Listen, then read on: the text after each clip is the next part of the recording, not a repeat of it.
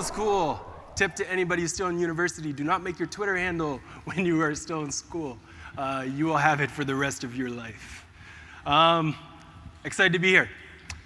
Experiments have offered us some of the greatest inventions of our time. Experiments have helped us create, experiments have helped us cure diseases, experiments have helped us find things like Velcro, pumpkin spice lattes, and pop-ups that show up just when you're about to go and find that X. They've helped us understand our world better. And in marketing, experiments have given us the ability to test tactics, strategies, and assumptions that we believe may be true. Earlier today, if you were here for Kara's talk, she spoke heavily about A/B testing and the value of experiments. And I enjoyed her presentation a lot because she talked about the importance of challenging your hypothesis and challenging your assumptions to really find out what will work for your business. For me, I've always used experimentation in my business and throughout a variety of different startups and clients that I've worked with. But my process is a little bit different from most. It's not very scientific, some would say. I like to keep it simple. Build, ship, learn, decide. And yes, I know what some of you science people might be thinking. You might be thinking, bruh, do you even science? And I understand that. I hear you. I understand what you're saying. This is very rudimentary. This sounds very basic, but I do that intentionally. I do that because by keeping the process simple, it allows you to quickly ship ideas. It allows you to quickly kill ideas. But most importantly, it allows you to quickly understand what experiments lead you to those insights and to those approaches that can truly drive traffic and drive results for your business. When I came up with this philosophy, it was after doing years of experimentation with channels like Reddit, channels like SLIDESHARE, channels like Instagram marketing, channels that include blogging and a variety of other different platforms that you've talked about and that you've heard of before. But the fundamentals of this is something that I've been using before I even knew I was actually using them. See, let me take you back into time to the year 1994. When I was this cute little kid, I had a little mini MC Hammer haircut, and I had a dinosaur t-shirt that my parents got me. So back then, I loved experiments, and I still love them today. I grew up in Canada, this small little place called Preston, very much in the deep neck of the woods. And I became obsessed with nature, so much that I went out and I found a bunch of worms. And I always asked myself, okay, how can it snow so much here in Canada and the worms still show up in the spring? So I dug up a bunch of worms and I had this idea. I had to figure out, how do these worms live? How can they actually survive? How do they make it through the cold? So build, ship, learn, decide. I decided to build an experiment. I decided to take a bunch of worms, put them in an ice tray, add a little bit of water, and then I was going to ship it. How? I shipped it by placing it in the freezer. So I placed these worms in the water, in an ice tray, in my parents' freezer. I have a bad memory. My wife will tell you that. My parents will tell you that. A lot of my friends will tell you that. So I forgot all about these worms in the freezer. You fast forward about 3 weeks. I'm downstairs watching Power Rangers. All I hear is, Ross Jarrell Simmonds, get up here. And at that moment, I learned 2 things. 1, I learned that they died. 2, I learned that Mama Simmonds wasn't too pleased. And I decided that I would never do that again. That's not my mom, just in case you don't know. So even as a kid, you can experiment. But for some reason, as we get older in our careers, as we start to get job descriptions thrown at us, as we start to build ourselves up and become leaders in a certain area, a certain niche, we stop experimenting. We stop trying different things. We stop trying different approaches for our content marketing, for our SEO, for all of these different tactics, when in reality, we should continue with that. And there's this huge myth that I come across often. It's the idea that experiments don't work if you're small or if you're a medium-sized business, when in reality, they do. You see, it's through experimentation that you're able to understand what tactics and what channels, what distribution channels, what types of content will actually work well for your business. Sure, you can do the status quo, but you will be doing exactly what your competition is doing as well. Instead, I encourage you to try experiments because they do work. Experiments can help you unlock opportunities that you didn't think were actually feasible or wasn't actually possible. By doing experiments, you can get a better understanding of where you're going to get the best bang for your buck. And sure, you have to do some analysis at the front end. You have to combine qualitative and quantitative insights to really say, okay, this is something that we should try. And then once you've done that, once you've identified, okay, this is something that we're going to do, you dive in with it. Because Experiments can work regardless of your business size. You just have to do them right. Now, don't get me wrong. I've done a lot of experimentation, and I'm a big advocate of doing experimentation when it comes to your marketing efforts. I'm a huge fan. But I will tell you firsthand that yes, some of this is risky. There will be an opportunity where sometime you might fail. If you look at this example here, do you guys remember when they came out with the purple and blue and green different ketchups, and they were buying it, and everybody thought, okay, this is disgusting. I don't want ketchup that looks green. That's gross. They spent millions of dollars with this experiment, and it failed. One day I decided that I was going to try to start republishing my posts on Medium. Got 2 likes. One of them was probably my mom. It failed. That's a part of the mix. That's what happens when you embrace experimentation. That's why I embrace that concept. Build, ship, learn, decide. Because by embracing that approach, by embracing that process, it allows you to quickly see, okay, if I'm not driving results from this, I have to learn how I can do this better. I have to learn what I can do to really start driving traffic and do something better. Because at the end of the day, while some experiments might fail, some of them will soar. McDonald's Canada, they ran this campaign a while back, and it was kind of like a remix of Ask Me Anythings on Reddit, where they said, this is our food, your questions. Ask us anything you want. And people did. People asked them why they were squeezing out all this pink stuff and putting it in chicken McNuggets. They were asking why their pictures of the Big Mac looked so good, but the actual reality, the Big Mac was all mushy and disgusting looking. And they had to answer those questions transparently, right? That was an experiment, and it blew up. It went extremely well. The perception of McDonald's in Canada changed. The press mentions changed. A lot of people were starting to see, okay, this company does care about us. Whether or not they do or not, that's a whole different story. But that's what happened because they embraced the idea of an experiment. With SLIDESHARE, I've been investing heavily into this channel to kind of understand it better. And throughout this talk, I'm going to talk about my SLIDESHARE presentations and experimentation a lot more. But this is one of those channels that I am saying right here in front of all of you is one of the most underrated yet powerful B2B channels available. If you can capitalize on SLIDESHARE, if your audience is in the professional market, in the B2B space, and you're sleeping on this channel, you're missing out on a huge opportunity. The SEO through this channel is mind-blowing. The amount of leads that you can generate, mind-blowing. And I'm going to share with you some experimentation tips that you can use to really drive results from that. There's also this myth that experimentation is just for color palettes, for buttons, for subject lines, landing pages, call to actions, when in reality, content marketing experiments can work extremely well as well. Things like content upsells, your new networks, the types of content, the approach that you take, the tone that you use for the different types of content that you're creating. All of this can help you in driving real results for your business if you're willing to embrace a little bit of chaos. Now, I blame this man for the reason why I put those worms in the freezer in the first place, Bill Nye. But he always constantly encouraged us to embrace a little bit of chaos. And I know when you're talking to executives, a lot of people like to say, no, we can't have chaos. We can't embrace that. We need to keep things linear. We need to keep things straight lined. You have to embrace the chaos. And when I say chaos, I don't mean everybody's running around like crazy like they just saw a rare Pikachu or something. No, what I'm saying is that you have to embrace chaos with a little bit of structure. So establish some processes around how you can run experiments, how you can learn from those, and then how you can decide what your next steps are going to be after you run that experimentation. Because when you start doing content experiments, there is a reality and a very likelihood that you are going to face a roadblock, that you're going to face failure. And that's okay.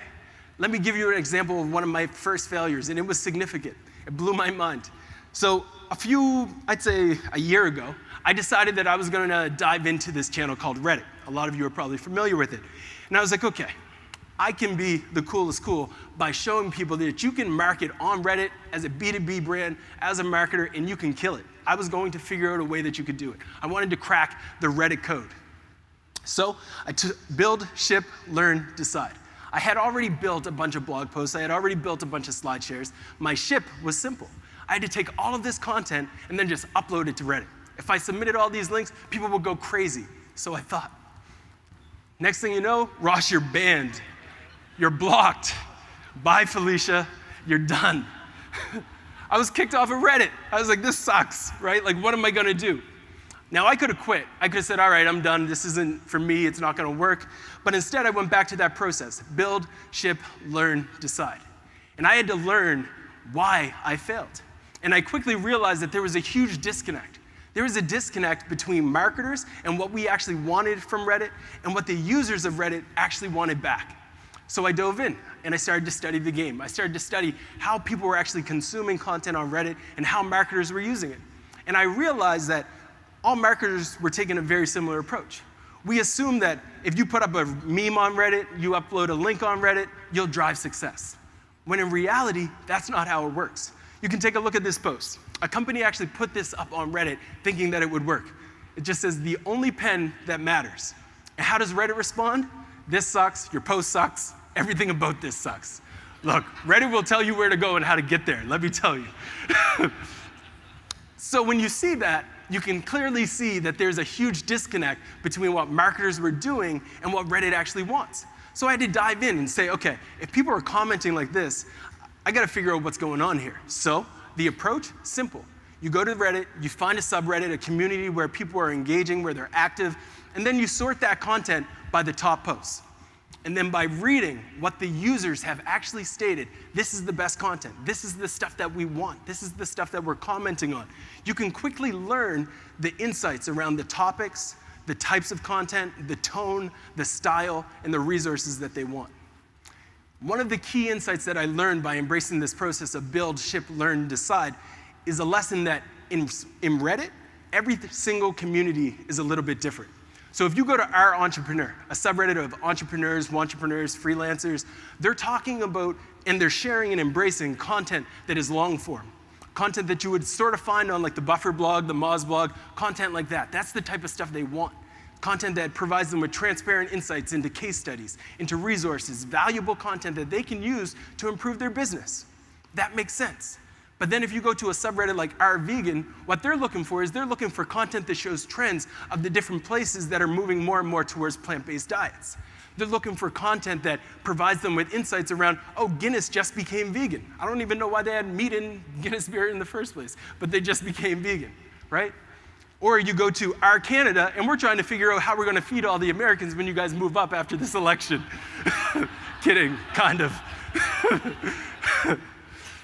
When you look at it, when you start to dive into these different subreddits, you start to realize that it's really just one content platform, and all of these different subreddits just want different content. Sort of like real life. Like different people want different content. Different people want to consume content in a way that matters to them. So as marketers, as content creators, as people who are trying to develop value for these people, we have to have empathy and understand their actual needs. And then from there, recognize that Reddit, as scary as it sounds, and as much as people are saying, oh, you can't use Reddit, they'll come get you, it's just a platform like Medium, LinkedIn, Tumblr, you name it. It's just another content platform. So I decided that I was going to run an experiment after gaining all these insights and lessons and say, how can I embrace this? How can I take this to the next level? So I decided I was going to do a case study on how we were able to grow our Instagram following from 0 to 50,000 real quick, real friggin' quick, Drake reference. And I put up this post, Reddit style. So this post was already republished on inbound.org, generated a bunch of traffic, a lot of marketers loved it, so I repurposed it in a way that Reddit would enjoy. I said, hey community, check out this post, I've learned so much for you, what do you think of this? Because I did that, I've been able to generate clients directly from this post, I've been able to get signups for my mailing list, and I've been able to generate a significant amount of comments, and my inbox on Reddit is continuously dead from people asking me questions about Instagram marketing. Eventually, by embracing that process of build, ship, learn, decide, I was able to crack the Reddit code. I've been on the front page multiple times. Just last week, I was on there twice. I've closed multiple clients on there. I've helped my clients generate thousands of visits, and sure, I see that it spikes and then it's down. But at the end of the day, it's an experimentation that allows you to drive results from Reddit, right? Everybody would say, don't use Reddit as a content marketing strategy. Don't embrace this channel because it's scary, because they'll tell you where to go and how to get there. But if you experiment, you can actually find that there's gold in these places where everybody else is telling you to ignore. Now, earlier today, Ram put up a slide that kind of blew my mind because it reminded me of this network that I used to use called QUORA. And QUORA was my first love. It was one of the first experimentations that I was doing. I found QUORA right out of university. I was like, this is a great site. I'm going to be the best marketer on QUORA ever. Now, as I said earlier, with success comes failure as well. Build, ship, learn, decide. My build, when it came to QUORA, it's a simple question and answer site, was that I needed to answer every single marketing question I could find. So every time I saw a question about marketing, I was there answering it. I was responding, I was writing an in-depth response to try to help drive referral traffic back to my site. I wanted to drive traffic back to my books. I wanted to drive people back to my site so I could get them in my funnel and drive results. What happened? Traffic? You want to talk traffic? I didn't get any traffic. The highest spike is like 20 visits. This is so embarrassing to show this on a big stage. But that's my referral traffic. It was sucky, right? Like, it was brutal. Build, ship, learn, decide. At this moment, I learned that QUORA wasn't driving that much referral traffic to my site, and that was my goal. That's what I wanted to do. So I kept going and I kept doing it, and as you can see, nothing really was happening. But what I did notice was that I learned that QUORA had this interesting relationship with some top-tier websites. They have relationships with Forbes, they have relationships with Huffington Post, with MSM Business, some big names. And I was like, okay, what do these relationships actually mean? Build, ship, learn, decide. I decided that I was going to build content that was topical. And when I did that, I started to find that every time I did, Forbes would start republishing it on their site. So I kept doing it. I wrote a post about why the guys rockstar behind Grand Theft Auto were able to kind of build their business and business lessons that you could take from them. When Jay-Z released his album, I wrote a post on QUORA about business lessons that you could learn from Jay-Z. And by doing this, I was taking advantage of the fact that I learned through experimentation that QUORA had that relationship. So I doubled down on it. Now, I had to realize something. It goes back to that process, build, ship, learn, decide. I learned that when it came to driving referral traffic, QUORA wasn't the site for me. But when it came to generating backlinks from these major media companies, when it came to getting the credibility of being able to say you're in Forbes, QUORA made sense. But when it came to referral traffic, I had to tell QUORA, just like Justin Timberlake, baby, bye, bye, bye. A recent channel that I've been using is Instagram. And Instagram is another content platform that a lot of people consider really a social network. But it's actually a channel that you can use for much more than that. Instagram is a channel where you have the ability to connect with people by creating content that is compelling and unique. Now, typically, everyone would say, okay, if you're putting up content on Instagram, it needs to be pretty visuals. It's not a place where you can really connect with a business audience. I wanted to challenge that. Build, ship, test. Build, ship, learn, decide. So what was my build? Simple. I found out that there was a lot of people building these accounts on Instagram, generating thousands, if not millions of followers by simply taking a stock photo and adding some text over top. I was like, okay, this is easy. And I know it ain't easy being cheesy, but I need to switch it up a little bit. I want to try something different. So how can I enhance this? How can I create a content on Instagram that will really resonate with entrepreneurs, with freelancers for this company in a way that's not the typical stock photo with text over top? We doubled down on design. We decided that we were going to create custom illustrations that would connect with people. We were going to create infographics. We were going to create long-form written text in an image, and we were going to share that on Instagram. Build, ship, learn, decide. Throughout this process, something crazy happened. We were able to grow our account from 0 to 50,000 people within just 6 months. Then something crazier happened. The company Reddit, somebody was browsing through and they decided that they were going to repost one of the illustrations on their platform. Once on Reddit, somebody was browsing, they decided they were going to republish it on 9gag. Once it got on 9gag, the community manager for that site said, I'm going to put this on our Instagram account and tag the company who shared it, Hustle and Grind. When they did that, we saw a huge spike in the amount of followers. The number of followers on Hustle and Grind's account was growing by thousands every 10 minutes. Something started to click. Build, ship, learn, decide. We learned in that moment that if a big account talks about a little account, something special can happen. So what did? We doubled down on that opportunity. We decided that we were going to double down on the world of influencer marketing. So we started to go back to that process. Build, ship, learn, decide. We built a list of a bunch of accounts that had a similar audience. They were targeting a group of people that we wanted to connect with. Then we added them all to a WhatsApp group, and we said every day, Monday through Friday, you are going to shout out another member of this group. So on Monday, everybody's going to give a shout out to Hustle and Grind. On Tuesday, everybody's going to give a shout out to this account, this account, this account, this account. And by doing so, without spending a cent, you see, this was before Instagram rolled out their ads, we were all able to grow our accounts by the thousands without spending a single cent. Build, ship, learn, decide. As we embrace this, though, some crazier things started to happen on Instagram. They rolled out the algorithm, and then conversion rates started to drop. Our traffic from Instagram started to drop. Our email subscribers from Instagram started to drop. So while experimentation can offer you breakthroughs and insights, there is the risk that Google could throw something astray, Facebook could throw something astray, but you have to continue to embrace that model of build, ship, learn, decide. It's just like Reddit, right? I could have backed away when I failed on Reddit and said, this is it, I'm done. And I could do the same with Instagram, but I'm not. Instead, I'm gonna go back to that model, build, ship, learn, decide, and try out this Instagram story thing, something that looks a little interesting. Right now, we're getting about 5,000 views per post. Let's see where it goes. Now, let me take you back to SlideShare. SlideShare was the first experiment that I did where I had to actually invest a lot of time and money. Over the course of the last few years, I've probably spent more than $20,000 on SlideShare presentations. When I did this, it was based off of the reality of the success of this one small campaign. Now, it's not that many views, 7,000, not bad. But this was the campaign and the initiative that really kickstarted SlideShare as a content marketing opportunity for me. I looked at the channel. In 2012, SlideShare was not being used as a place to tell a story. It was being used as a place where you would upload your deck after you gave a presentation, and that was it. It was a graveyard for decks. You would upload your deck, call it a day. For me, I said, okay, that's interesting. Maybe I can create a deck that's sort of like a blog post, talk about something topical. That's my approach. It was going to be a topical piece of content, talking about Obama. And then content marketing. That was the topic, already validated. So I had validated the topic. The approach was somewhat validated, but the channel was very new. And I said, okay, what if I double down on the design? What if I double down on the idea of telling a story? Can I increase the amount of views? Can I increase the amount of leads that I'm generating from this platform? So I doubled down on that. Over time, we were able to generate millions of views on SlideShare.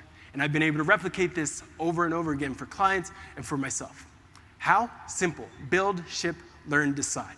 Through that process, I've learned so much about this platform. I've learned that in the first 5 slides, it is major key to ensure that you hook somebody with like a lead. That's a copywriting term. It's around the idea of hooking someone so they want to keep clicking, to ensure that they're going on to the next slide. Otherwise, you risk the opportunity of losing them. You want to also ensure that at the end of those slides, if you want to drive results, because I know 1 million views, that's kind of cool, but what's really cool is actually driving ROI, driving some money. Like Wu-Tang says, cash rules everything around me. So at the end, you have to ensure that you have a call to action that makes sense. You can't pay the bills with likes. You can't pay the bills with views. So what I've learned, build, ship, learn, decide, is that if you ship a handful of different call to actions that vary between all of the different slide decks, you have a better likelihood of actually generating great leads. If you are creating one SlideShare deck and it's all about Snapchat, the call to action at the end of that deck is not going to be the same as the one where you're talking about the future of B2B marketing. They're different audiences. The people reading one are not the same as the other. So test your CTAs, test the different variations that you're going to have at the end of your decks with content upsells, telling people to download a resource, telling people to check out a webinar that is already automated and set up, to subscribe for a newsletter, download your book, whatever that may be. And by embracing that experience, a build, ship, learn, decide, you will be able to do that. Now, it's all fun and games to get into experimentation, and sure, it is chaotic and there's a lot of different things that you can do. But before you do all of this, before you start to jump into, I'm on SlideShare, I'm on Instagram, I'm gonna do all of these different things, you have to ask yourself about 2 things. One, you have to ask yourself about the actual energy and the cost that it takes to actually do these experiments. Gauge the cost from both a financial and a time perspective. Once you've done that, it's time to start validating the experiment itself. Ask yourself, how risky is this channel? How risky is this approach? How risky is this topic? Are people in my industry doing this already? Are people using this channel? And if they're not, then okay, maybe it's a little risky. If you get check marks all across the board here, then that's a low-risk experiment. If you have 1 or 2 check marks, then it's kind of innovative. It's sort of like a lot of the stuff we've been talking about. But if you have no check marks, that's where you have an opportunity to find a breakthrough, sort of like the Reddit opportunity. Experiments give you the opportunity to drive real results. A lot of people resist experimentation because it is and can be scary. But if I can throw one model at you guys before I get off stage, it would be to embrace this approach from Coca-Cola called the 70-20-10 model. What they do is simple. Every year they invest 70% into low-risk content that they know is likely to work. They invest 20% into innovative content and 10% into high risk. So when you look at this, it's like, okay, 30% somewhat risky content, you can deal with that, you can run with that. But what happens through experimentation when you embrace that model, build, ship, learn, decide, that high-risk content becomes innovative because you start to learn things. And then that innovative content becomes low risk eventually. And when you get there, when you get to a point where you have low-risk content and your competitors are still afraid, you're able to drive leads, you're able to drive traffic, you're able to generate results that your competition isn't. Embrace the chaos. Embrace experimentation because that's where breakthroughs happen. And at the end of the day, that's what this is all about. That's what moving our industry forward is all about. And if we can do that, if we can ensure that we're doing experimentation, we can move our brands forward, we can move our clients forward, we can move ourselves professionally forward. And sure, don't get me wrong. At the end of the day, if you don't want to embrace experimentation with your content marketing efforts, you can sit on the sidelines. You can sit back, you can embrace the status quo. But by doing that, by accepting it as it is, you may as well be as dead as those worms in my mom's freezer. Thank you guys for listening.